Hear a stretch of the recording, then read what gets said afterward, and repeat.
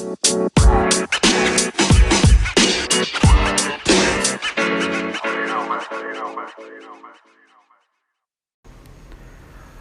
not going to talk tactics, although I probably could. I'm not going to talk stats, although maybe, it might fit in, but you really don't need to. If you start looking at what Atletico Madrid and Arsenal had the other day in the return leg of the Europa League semifinals, there's really no tactical acumen or statistical key that you can really hone in on that can tell you the entire story. What you can do is look at the world, go into the world of the intangible, and start seeing why certain things didn't work. With Arsenal, you see a team that in the end, it's pretty much a whimper of an ending of a season where lots of promise and lots of hope was riding on this match, where after a 1-1 draw, there was a great deal of hope. There was. Arsenal, on paper, is a team that's capable of doing things against the opposition. Now, one thing is, on paper, what Arsenal can do. Another thing is on grass and what Atletico Madrid has made their trademark. Defensively, there really isn't a team that's better than Atletico Madrid. There really isn't.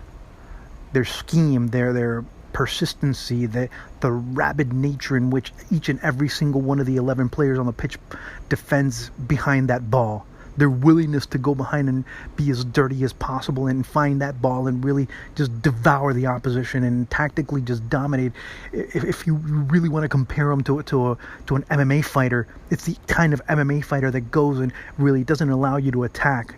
Instead, it puts you in a bunch of holds on the ground and doesn't let you move, and it slowly breaks your will. It breaks you down until you have no resolve left, and you're left to pretty much a rear naked chokehold where the air is slowly taken out of you and you eventually submit. That's Atletico Madrid. Nothing spectacular, no spinning kicks, no huge knockout blow that's just going to become viral on social media. No, nothing of the sort. Atletico Madrid is that kind of executioner that slowly takes away your inside, that really breaks you down from the inside out and ends up making you just absolutely not want to live. And it seemed like that with Arsenal at times. There was this fear. There was this lack of desire from players like Danny Welbeck to want to shoot on goal, because you had players flying all over, bodies going all over and trying to block a ball, getting in front of it by any means possible. And you saw that a lot of times, that sometimes when Welbeck and a host of others, let's not just blame him, Lacazette and many others, were looking to take a shot on goal, they were thinking pass first. No, that's not me. I don't have the best angle. Let me not take a shot. I'm going to try and look for the best player possible. And in the end, that best player possible is nowhere to be seen, because Atletico Madrid's already smothered the attack, and they recover and they go on the counter. Or they go and recover the ball and they push Arsenal away from All Blacks' goal. Arsenal couldn't find the way at times. Arsenal looked lost. Arsenal looked at times without will, and as every second passed by, that will became less and less and less, until you just saw that there was really no hope, and Atletico Madrid had just choked away every possible opportunity for Arsenal to even have a hint of a comeback or a hint of equalizing things and taking them to extra time. That's Atletico Madrid, and sadly, that's what Arsenal has become in the last few years of this Arsene Wenger reign. That is pretty much the story. Because I can use tactics, I can use stats, but in the end, it only came down to one thing and one thing only.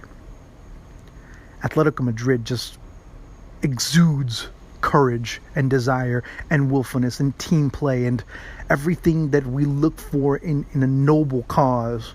Maybe with tremendously talented players that are sacrificing that tremendous talent in order to serve the greater good. Meanwhile, Arsenal, what Arsenal has become. Arsenal kind of remind me of the Scarecrow in The Wizard of Oz, always looking for courage.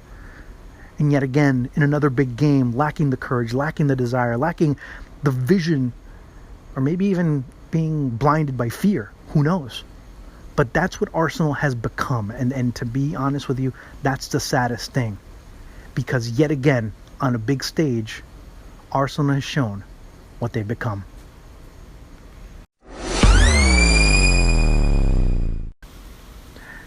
Ladies and gentlemen, don't forget, whenever you have a chance, please subscribe on iTunes to Beyond the Pitch, also to BTP Daily. Also, please, I want to let you know, you can also subscribe to my channel on YouTube. It's The Simple Juan. You guys pick the name. I like it a lot. I like the Jurgen Klopp reference.